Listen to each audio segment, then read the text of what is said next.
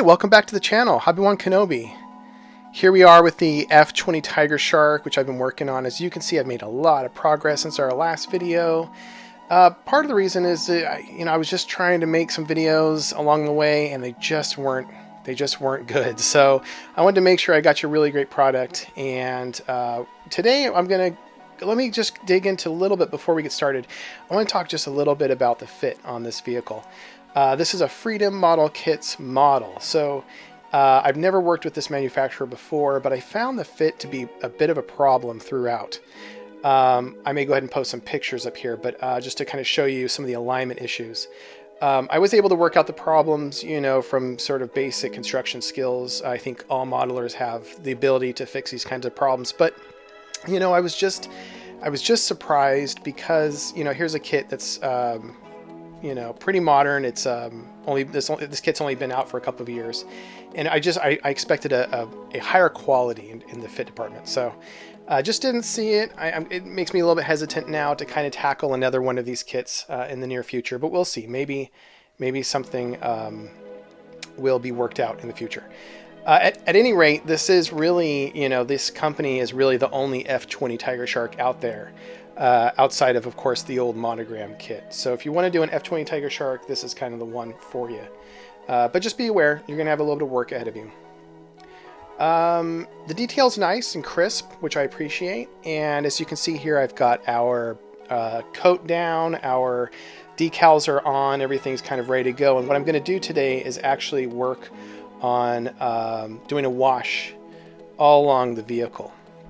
I'm hoping that with the particular color that I picked, which is not actually a true black, I'm going to talk in a moment about what the color is. But with that black, I'm hoping to go ahead and put a true black wash over the vehicle, and that will pop the details out a little bit better. Certainly in this steel silver color area in the wells, it'll show up. So I'm going to try to add it all over the vehicle, and you get to kind of watch me as I do this. If you've never seen one of my wash videos before, I like to use these Winsor Newton, so Winton oil color paints.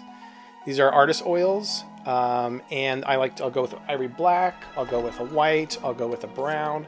I have red, yellow, and blue, and that allows me to make any color I could possibly imagine. The initial amount for these, you're looking at probably $5 to $10 a pop. But once you get all of those colors, you don't need to buy another one probably for the rest of your life. This one I've had now for about 20 years. And as you can see, it's still full of paint. So this is really the way that I like to do it, rather than buying pre-made manufactured washes. I'd rather make them my own. It's cheaper. I have a lot more control over the viscosity and the thinness and thickness. And certainly I can make a variety of colors as opposed to just being given one made by the manufacturer.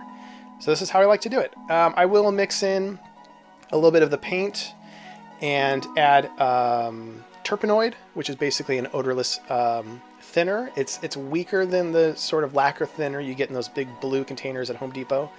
So it doesn't attack the finish at all, in fact. So this is what I like to use, and I get it fairly thin, sort of the viscosity of milk, and then I'm going to drop this all over. But before I go there, I do want to talk about the paint colors. As you might know, I like to stick with Tamiya. That's kind of my go-to paint right now. I'm not close-minded enough to not try out other paints. I just haven't gotten to the point where I needed them yet. But I will, at some point, be tackling other paints, I'm sure. Mission models intrigues me. I do like to use their clear coats, their semi-gloss, gloss, and flat, I've actually applied a semi-gloss on this vehicle here. Okay, so just quickly kind of go over the color scheme. So again, we're using Tamiya paints, and I did, I would say, half part, a 0.5 part of XF56, which is their metallic black. I did a 1 part of XF24, XF17, I did 3 parts of that, and their XF1 black, I did 2 parts of that. Let me back up. I actually did 1 full part of the metallic black, the XF56. But what I noticed when I mixed everything together, it looked great, and then I shot it on the model, and I noticed a lot of the metallic particulates showing up. And looking at my references, yes, there's metallic hints in the paint, but it shouldn't show up at such a small scale. So I decided to back everything off. I made a new mixture of paint, and this time I took away the metallic black. I added none of the XF56. And I shot at certain points on the vehicle, sort of very lightly. I made it very thin and hit some of the larger panels. So what this resulted in was a much more muted, metallic, dark gray surface. Now you will notice I did say XF17. Yes, that is a sea blue. Looking at my references, I realized that there was always a bluish tint in the photographs. Now, whether or not that was, because of the lighting, maybe the color of the sky was affecting the photograph or the vehicle, I don't know. But I wanted to match that a little bit closely. And then that brings us to the wash. Doing sort of a darker gray metallic color. By the way, let me back off just a little bit. This color, apparently they were painted with what was an anthracite gray color, which was used to paint Mercedes in the era. So this is the same color that Mercedes were painted with. They actually used the exact same paint, which I find fascinating. So again, it's not just a black, it's not a metallic black, it's actually a very, very dark gray with I think a little bit of blue mixed in, which I added in again with XF17. And that's going to allow really nice contrast with the black wash here. So let me go ahead and show you what I mean.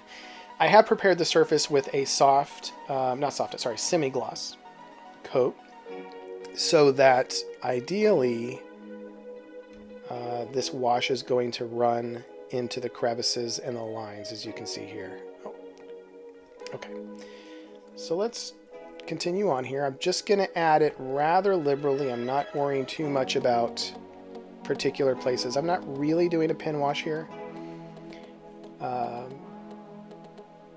Okay, and when I do armor models, I'm a little bit less, a little more aggressive, perhaps. But let's go ahead and just keep applying here. And I'm trying to find surfaces that have a lot of detail, because this is going to allow that to come up. Alright, so just kind of give you a little bit of an idea, a little bit of a demonstration of the kind of work I'm going to do on this vehicle. This video, I'm not going to show you the entire thing.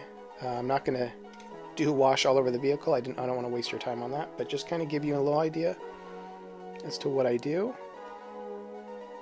Okay.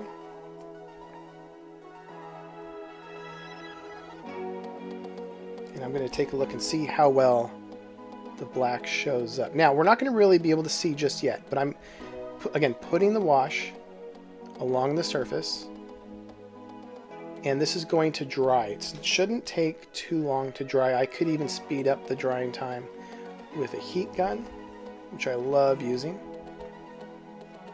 I'm going to let it dry, and then I will come back at it with a Q-tip or a napkin or something porous where I can bring up the dried wash off of the raised surfaces, leaving the wash in the crevices, in the little rivets, in the panel lines, all that sort of thing. Okay, so in another video I will show you the result of what all of this looks like after it's been dried and 90% of it removed. Thanks so much for watching the channel. I hope you enjoy these videos. If you do, please hit like and subscribe and hit the bell for future notifications. Tell your friends, whatever it takes. I really appreciate all the support that everybody gives. And I'm so proud to have over 100 subscribers at this point. So thanks so much. Hope you enjoy. Bye.